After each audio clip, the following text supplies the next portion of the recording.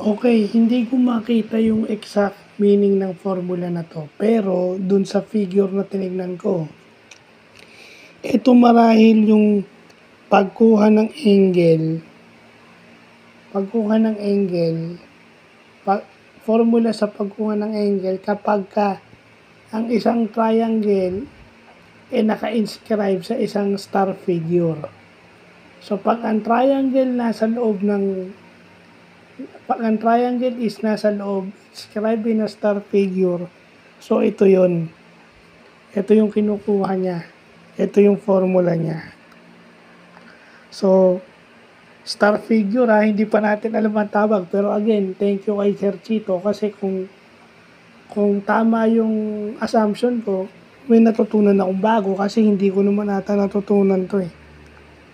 So, kinuha ko na rin kapag hinahanap yung angle niya o yung theta. Pag hinahanap yung theta, ayan. So, minultiply mo sa -4 para makancel yung fraction, then, you distribute the -4 dun sa 45. So, magiging 180. Then, yung -4, i-distribute dun sa x. -4 times x is -4x. So, yun. Yun na yung formula. Theta is equal to 180 kasi 45 times 4 minus 4x. So, yun. Gumawa na ako ng sarili kong example. 10 degrees lang kinuha ko para hindi ako mahirapang mag-type sa calculator.